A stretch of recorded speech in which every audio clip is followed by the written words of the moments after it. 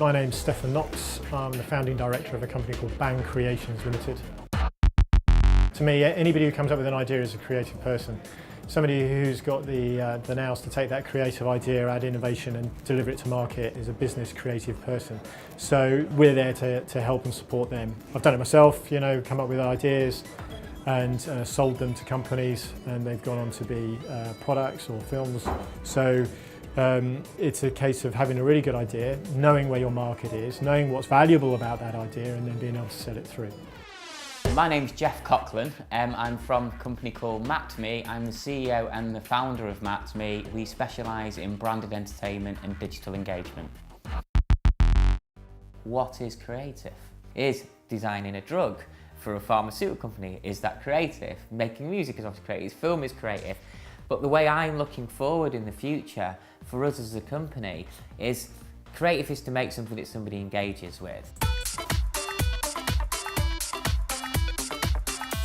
I think creative people know that it's very unlikely the very first idea they're going to come up with is going to be the one that makes it.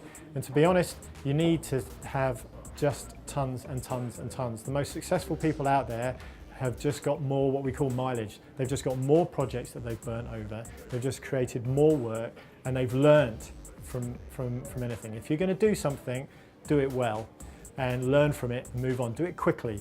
So we really like to work with creative people who are constantly trying, testing, learning, because that will move an idea forward very quickly, and investors like to see that too. I'm Mandy Coombs, and I'm Head of Operations at Red Bee's Creative Division, and what we do is promotion and branding for media brands.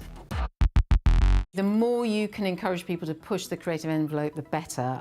It is all about taking risks, but you've got to manage those risks. In the end, like everybody else, what we're looking for is people with big ideas, but crucially they also need absolute passion and commitment. And finding that sort of unique blend of characteristics, is quite difficult really. So what we quite often do is set people a creative challenge. That way you're really exposing whether they've got, that spark, that creative potential, rather than just looking at, a set of things they've done before. Hi, I am Stefan Shaw and I am the creative director. We do have elements of specialism within the team, and we do encourage people to really kind of follow what they think they could be good at, and even though they're all creative, they do have quite different elements, whether it's design and web design, or if it's storytelling and using digital to create storytelling assets. They're quite different skill sets. I think it's always really key to be true to yourself. I think if you have a certain type of creative interest, it's better that you do more of that than trying to be something that you're not. Because I set a company up and it was my baby for many years, I didn't ever feel like I could let go. And when I've let go, I realised that these people can do a lot of these things better than I can, and I'm left to do the thing I'm good at, which is the creative spirit, coming up with ideas. I'm not fantastic with cash flow and finances and stuff, but somebody else's. I think, if for example you like making crazy films, make crazy films. Don't try and necessarily shoehorn yourself into another area, because you'll find that really difficult. That's probably one of the key things really, just sort of being true to what you can do, what the staff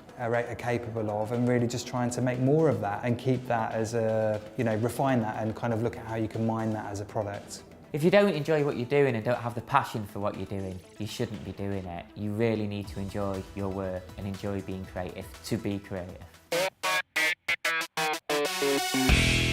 So a lot of creatives like to spend a lot of time just perfecting one idea. I was reading a book recently, and actually, to paraphrase that, there was a professor of ceramics, and he said, right, I'm going to split the class in two. Half the class I'm going to give awarded on quality of their work. The other half I'm going to give on quantity of their work. So half the class made one piece of ceramic that was beautiful and detailed, and they spent a lot of time nurturing. The others just kept on coming up with ideas, because if they got more than 50 bits in, they were going to be in the A status of grades.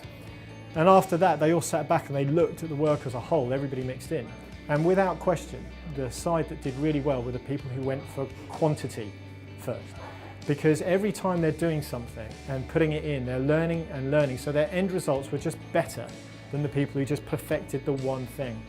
So thinking naturally, thinking creatively, stretching your brain to think about all those sort of creative thoughts, generating lots, do it quick, learn fast, you'll get to produce a successful product quicker that way.